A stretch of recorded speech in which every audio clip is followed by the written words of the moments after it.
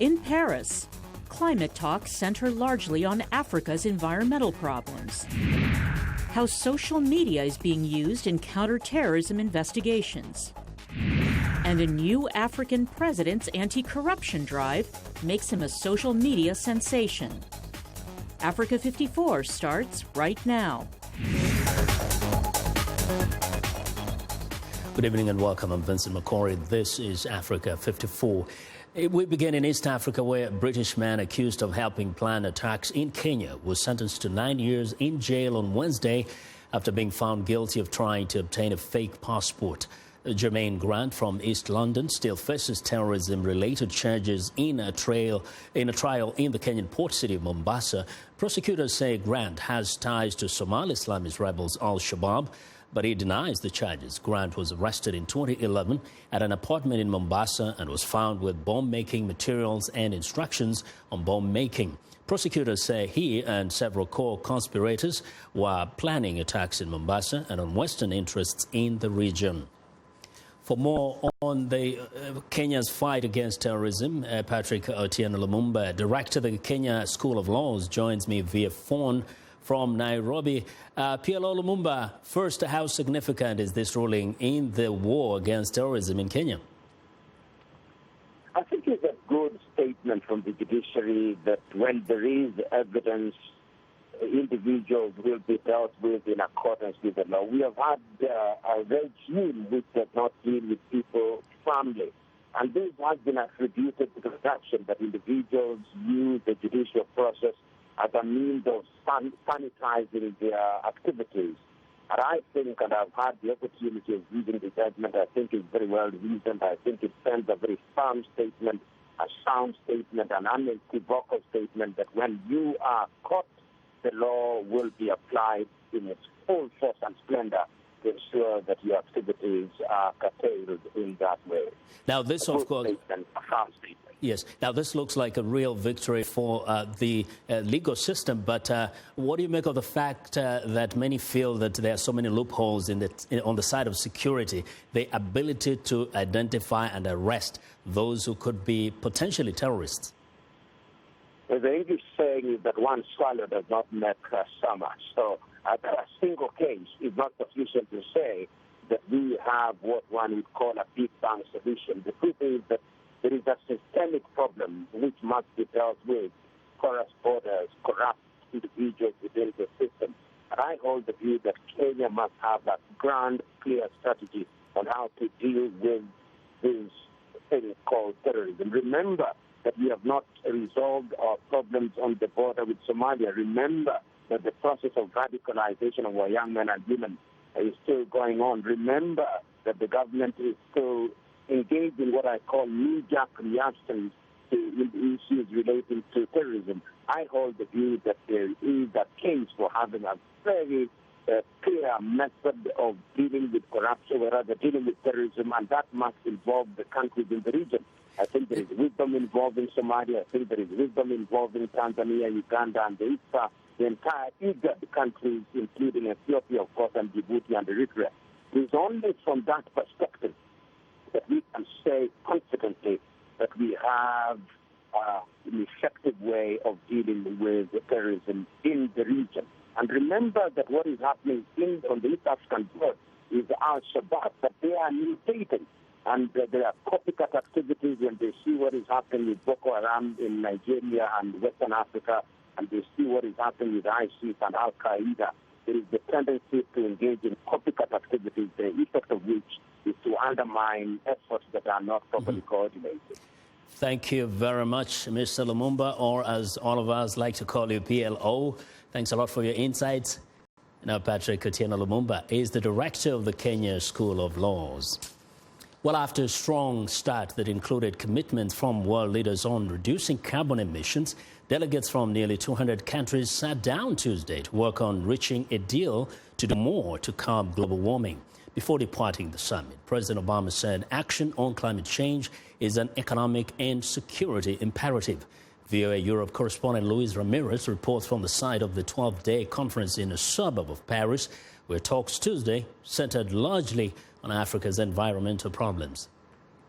For years, the levels of Lake Chad have been dropping at an alarming rate. More recently, the lake's receding shores have also been witness to another calamity, the terror unleashed by the Boko Haram militant group.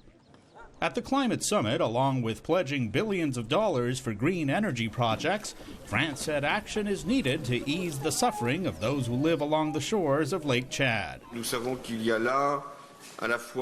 We know they have an environmental crisis on top of a security crisis due to the actions of Boko Haram in this region. African leaders say the need to act and save Lake Chad is urgent. La profondeur du lac, qui était de 5 mètres, est revenue aujourd'hui autour de 1 mètre. It used to be 5 meters deep, and now is only 1 meter to 1.5 meters deep. So it is an absolute catastrophe, the catastrophe of the century, and humanity must do something about it. For African leaders, it is important to come away from the meeting with not just words, and they warned against donor nations not honoring pledges for assistance. COP21 is critical for all humanity because climate change affects all of us, rich and poor, large and small countries, and all regions of the world. But there is no greater evidence of the impact of environmental degradation and climate change. President Obama called for at least some parts of any agreement that emerges to be legally binding. The world's security, he believes, depends on acting decisively to slow down global warming. This is an economic and security imperative that we have to tackle now. This is the largest ever gathering of world leaders, with the summit taking place less than 3 weeks after France suffered terrorist attacks that killed 130 people, the worst violence on its soil since the Second World War. The issue of security hangs heavily over the discussions. Luis Ramirez, VOA News, Paris. Well, Senegal's Saloum Delta region is a stark example of how rising sea levels caused by global warming endanger coastal communities around the world. Laritza Hoke reports on the damage being caused by sea salt on the Senegalese islands. Mangrove forests are essential to Senegalese coastal ecosystems. They are protecting swampy areas from erosion, storm surges and tsunamis. They shield crop fields and help boost fish stocks. But as the sea waters rise, the mangroves get too much salt and perish. Droughts and erratic rainfalls that cause floods have increased salt levels and poisoned freshwater sources, land and agriculture. 3 or 4 days after the rain, everything goes white. There are piles of salt. All the crops we sow die. All this is due to the salinity caused by the rising waters of the sea. And when we store valuables in our rooms, rust eats away little by little and eventually destroys them. Residents of the Diamniadio island near the edge of the delta used to grow their own rice and vegetables. Now they have to buy the produce they used to grow. When the community lost its rice crops, it turned to fishing for livelihood. But when the mangroves die, they also erase the breeding grounds for fish. When the sea enters in the river, because you have increasing of salt, it has killed many mangroves. And you know the mangroves are the nurseries of all the seafood. Illegal overfishing further depleted fish stocks, leaving many people without a source of livelihood. No conservation. No mangrove conservation and land salinization led us to turn to immigration. A decrease of resources is what drives young people here to take canoes to reach the Canary Islands. Those left behind fear losing their homes to the sea. When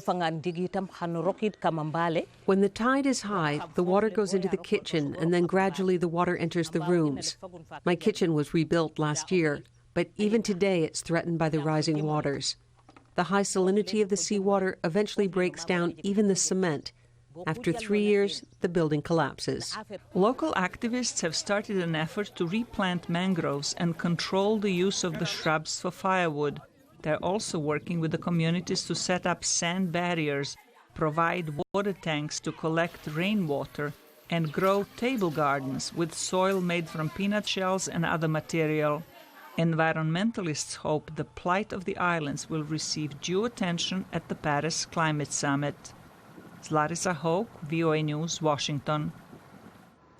Well, a top leader of U.S. Africa Command tells VOA the Syrian-based Islamic State has expanded its reach in Africa, courting Islamist extremists from Nigeria to Somalia, while establishing a major nerve center close to Europe.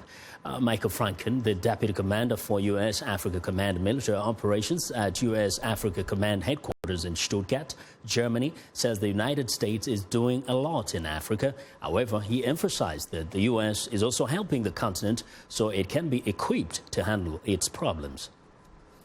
We emphasize 5 lines of effort. The first line of effort, think, go east, which is counter al-Shabaab, which is to bring about a more viable future in the violence-torn nation of Somalia. The second line of effort, think Libya and the struggle with Daesh and Al-Qaeda in the Maghreb that extends over into Mali and the like. The third line of effort is containing Boko Haram and the scourge in the Lake Chad region, which has been the most violent of all terrorist groups in the last 5 years. The fourth line of effort is to truncate the unhelpful movement of goods, services, trafficking through the continent of goods and services, weapons, people, and drugs. The fifth line of effort is just frankly building partnership capacity and security so that African problems become African solutions done by Afrikaners. Well, teams of U.S. Special Operations could be in place within weeks, aiming to strike the brain trust and nervous system of the Islamic State terror group in an intensified effort to destroy what many see as a growing global threat. U.S. Defense Secretary Ash Carter first announced the deployment of the new force Tuesday during testimony before the House Armed Services Committee, promising to strike fear across Islamic State's ranks.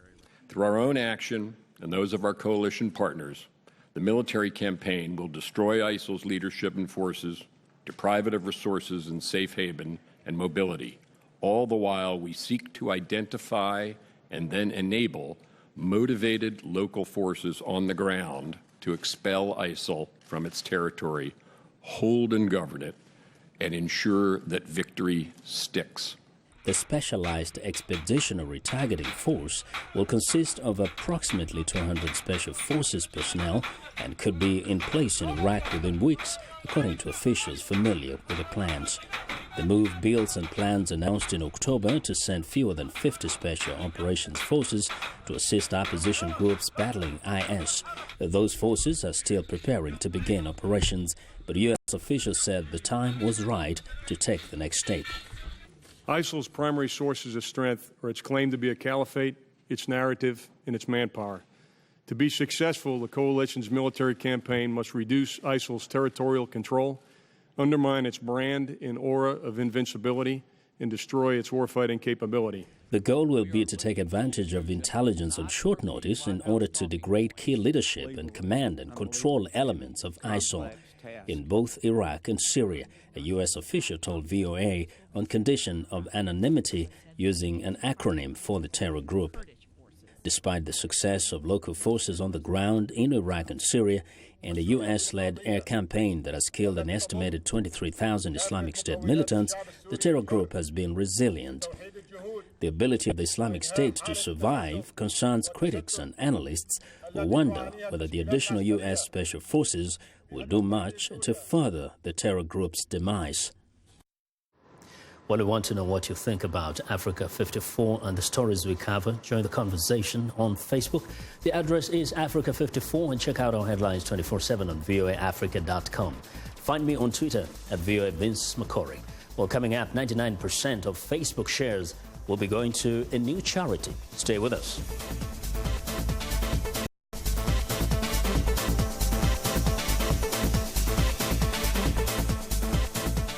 Health news and notes. This is Living Better. Meet Tal Porchon Lynch. Born in India in 1918, at age 97, she's recognized as the world's oldest yoga teacher, which she's been doing full-time since 1967. She's been a model, actress, and dancer, and remains a firm believer in positive thinking. I'm not interested in what I can't do. Nothing's impossible. She learned to dance at age 85 and then won competitions. She offers this advice to the young. Don't procrastinate. Tomorrow never comes. 1 minute after midnight, it's already today. Tal Porchon Lynch says she has no plans to retire. A little girl, 6 years old, said to me, Tal, what are you going to do when you retire? I said, I'm not going to retire. I said, I'm going to dance my way to the next planet. I'm Martin Seacrest for VOA's Living Better.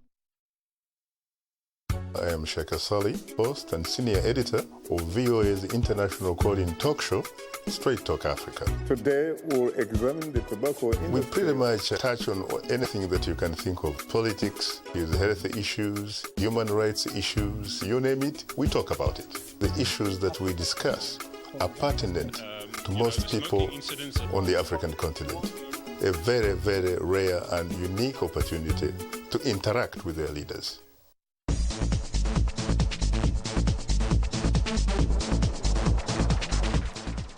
Welcome back. Now, in the aftermath of the Paris attacks, officials carried out waves of raids and arrests to break up terrorist cells. As viewers, Catherine Gibson reports, social media can be a key tool for investigators. What does it take to get from this crime scene to these raids?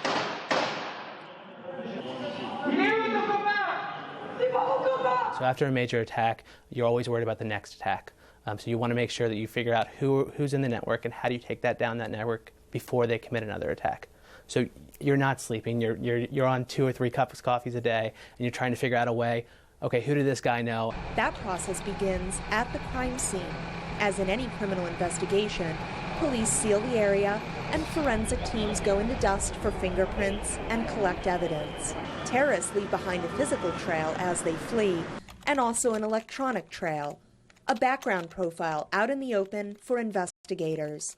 Where they're collecting all of these phone numbers, they're collecting all of this data, all of this email data, all of the texting data, all of the Facebook and all of the Twitter data. Social media, the connection point for so many terrorists, can speed up the investigation process. Given the ages of most attackers and people that are joining groups like ISIS, they tend to be younger, which means they're on social media. They have a profile, they have a sense of it, they've been using it for years. You can get a sense of who their network is. In the case of the Paris attacks, that led investigators out to the neighborhoods where the terrorists lived. As seen here, when the mother of one of the Paris attackers was brought for questioning. We would be knocking on doors. We would be ringing bells. We would be there all hours of the night, getting people out of bed and saying, your name showed up, let's sit down and let's have a conversation. Those conversations lead investigators to new terror cells and the raids that prevent the next terror attack. Catherine Gibson, VOA News, Washington. All the way to the south of the continent, the 7th edition of the Afri-Cities Summit is taking place in Johannesburg, South Africa. Afri-Cities is a meeting of Africa's local authorities organized every 3 years by United Cities and local governments of Africa. For some insights into the summit, Professor Aleon Saul, Executive Director, African Futures Institute, joins me live via phone from Johannesburg. Professor Saul, welcome to Africa 54. Thank you. Thank you for having me on your program. Yes, now start us by just giving us a sense of what the purpose of this summit is all about. Well, the purpose of the summit can be said threefold. One, the summit aims at clarifying a number of issues which have to deal with urbanization and which need to be looked at and unpacked conceptually. What does a city mean? How different is a city from a town? What is the difference from urban dwelling and things like that? Another purpose, and probably the most important one, is to see how can local authorities contribute to the long-term vision of African leaders and African peoples as it is embodied in the Africa Agenda 2063, which has been crafted by the African Union Commission. And probably a third objective is simply to keep the ball rolling and the dialogue going on, not only between local authorities, but between local authorities and national government, and also international partners, because obviously the city of the future will be a kind of collective construction, bringing to bear the different advantage and competitive advantage of various stakeholders of the African city.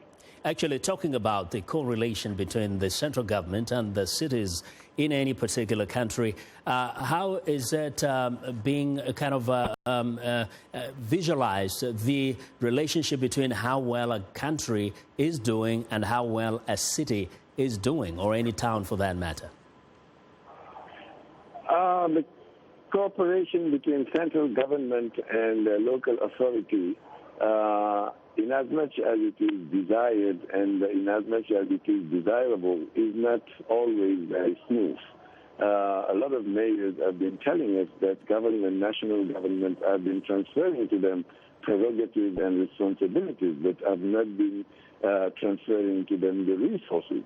So there is a tension between what is expected, high expectation that central government have vis-a-vis local authority, and the resources that are available to local government. There is a charter which has been adopted, but it is still to be implemented. I think all of them are in a kind of learning process, trying to see how best collaborate and trying to bring on board also other resources, private sources, international partners, and so on and so forth. So I think it's probably too early in the day to try and rank or try and qualify the kind of collaboration which is taking place. Very quickly, how do you isolate the politics, the national politics of a country and the developmental agenda of a city? The national politics is always part of the discussion between government, central government, and local authority. The reality is that local authority are the first line, the first port of call for people. Whenever there is a problem, they want to see the local authority chip in and play their part. And therefore, local authorities are under heavy pressure to respond. And in trying to respond, they are obviously, to some extent, victims of the tyranny of everything being urgent. National government, on the other hand, have also to respond to demands coming from the people. But the time frame that is available to them is not the same than the one which is available to a local authority. Wow. So how do you reconcile different agenda and different time frame? I think this is one of the issues. Well, thanks a lot. It's a real wide conversation here. We'll continue this some other time. Professor Saul, we appreciate very much your insights. Professor Alun Saul is the Executive Director, African Futures Institute in South Africa. Now, it's time for a short break. Still to come on Africa 54. A new African president inspires one of the hottest hashtags on the continent. We'll be right back.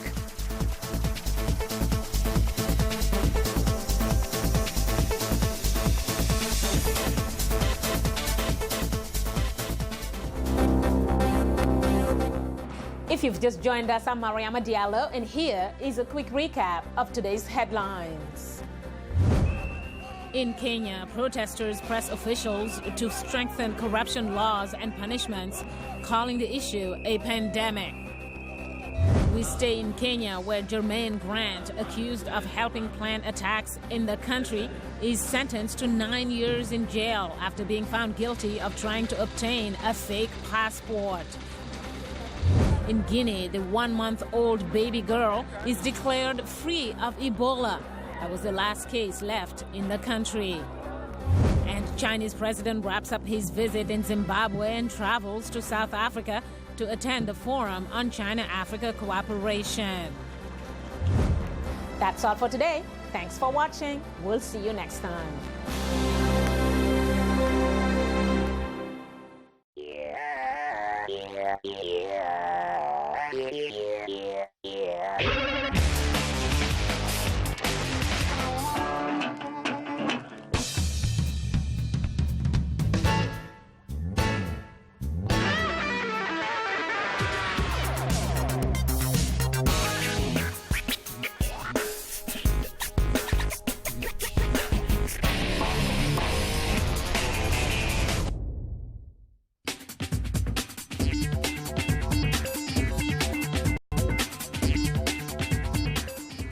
Welcome back to Africa 54. Here's what's trending. Tanzania's new president is already making a name for himself across the continent with a radical program of cutbacks.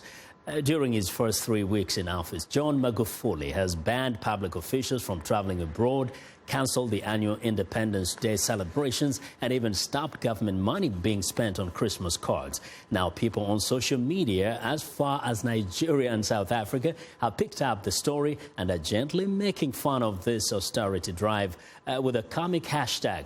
What would Magufuli do? Twitter hashtags associated with the president have quickly become top trending topics among social network users.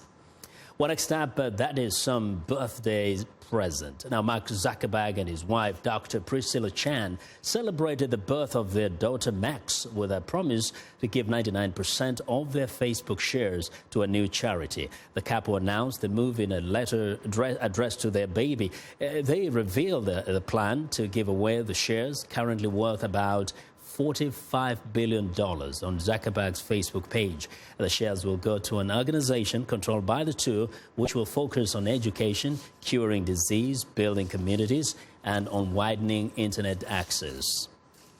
Well, and finally, this small house in Stuttgart, Germany, represents the very peak of energy efficiency and production.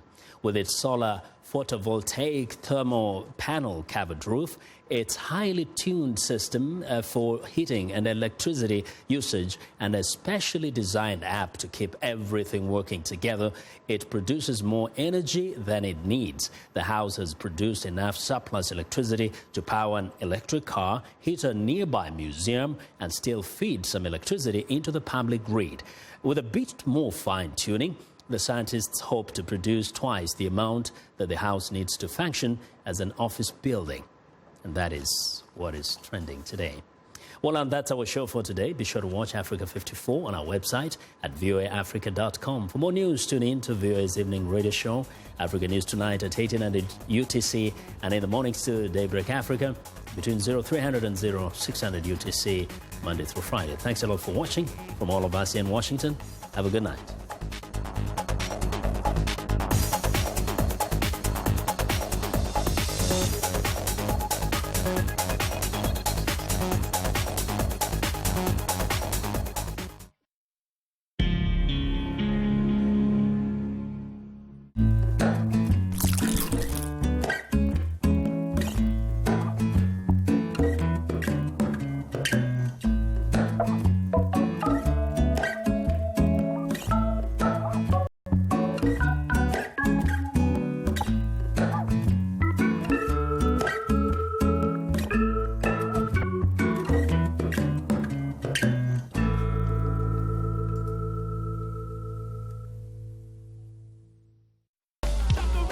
Music is something that brings people together. Music educates, it motivates, it's a bridge.